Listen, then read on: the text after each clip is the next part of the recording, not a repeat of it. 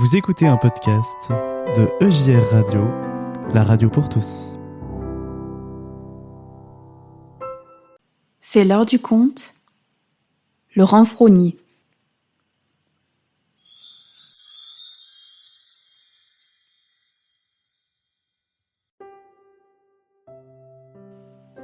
Quelle idée ses parents avaient-ils eu donc de le prénommer Félix, c'est-à-dire le bienheureux. Ils n'avaient évidemment pas pu imaginer ce qu'il deviendrait. Mais, à l'usage, ils avaient bien dû s'en rendre compte. À l'évidence, ce prénom tombait mal. Plus renfrogné que lui, on ne faisait pas. L'air toujours contrarié, jamais satisfait, bougon, volontiers rouspéteur.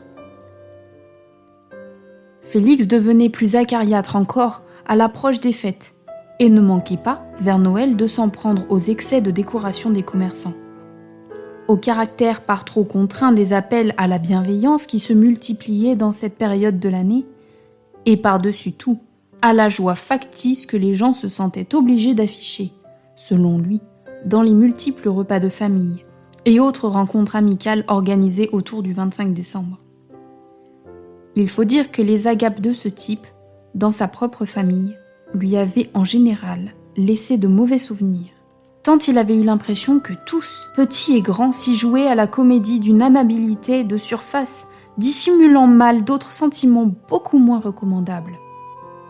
On ne s'étonnera donc pas si cette année-là, Félix rentrait chez lui le 24 décembre au soir, plus solitaire, plus renfrogné et d'un air plus désagréable que jamais. Il avait d'ailleurs, dans sa maison et son quartier, une telle réputation de mauvais caractère que plus personne ne lui adressait la parole, ni même ne le saluait, tout particulièrement dans cette période de l'année où il était connu pour répondre à d'éventuels saluts par des remarques systématiquement désobligeantes sur tout ce qui est justement en train de se passer au moment des fêtes. Il s'isolait par toute son attitude et avait pris l'habitude de l'abandonner à sa solitude. Jusqu'à cette fin d'année où s'étaient installés dans un appartement du même palier que lui des étrangers qui ignoraient tout des habitudes de la population du quartier. Ils venaient de tout ailleurs, d'un pays où l'on n'imagine même pas que fêter puisse se passer essentiellement en famille et non en collectivité. Ces gens venus d'ailleurs eurent vite fait de comprendre que des fêtes rassemblaient tous les habitants de l'immeuble n'étaient pas dans les usages locaux. Mais dans leur idée, il devait tout de même bien se passer quelque chose, au moins avec les locataires du même palier. À cette nuance près que sur ce même palier, 4 locataires sur 6 avaient l'habitude de s'absenter au moment de Noël. Le soir du 24 décembre venu, il ne restait donc plus sur l'étage que Félix et eux. Ils attendirent qu'il rentre chez lui et au moment où il allait ouvrir la porte de son appartement, se précipitèrent pour l'inviter à entrer de préférence chez eux. Félix, à son habitude, leur répondit sur un ton avec un air plus rogue et plus bougon que jamais. Mais, n'étant pas d'ici, ils prirent cette attitude rébarbative pour un signe de politesse. Dans leur pays d'origine, on n'acceptait pas d'emblée une invitation tout enjouée qu'elle ait pu être.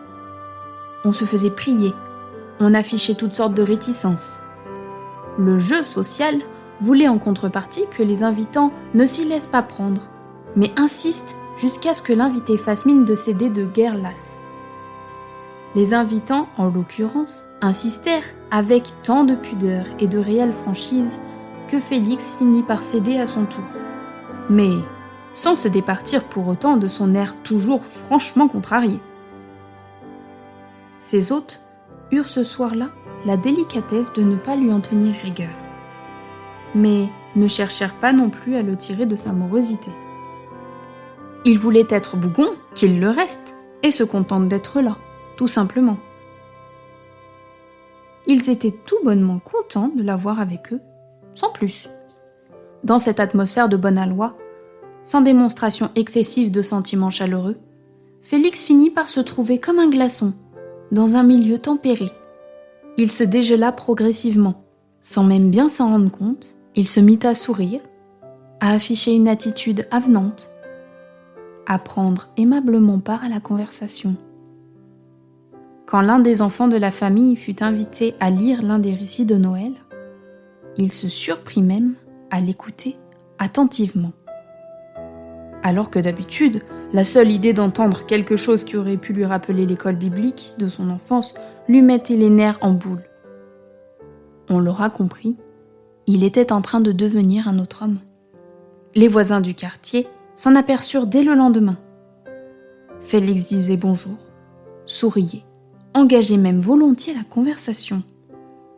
Et quand quelqu'un lui demandait comment il allait, il répondait « Ça va mieux. Depuis Noël, ça va beaucoup mieux, merci !»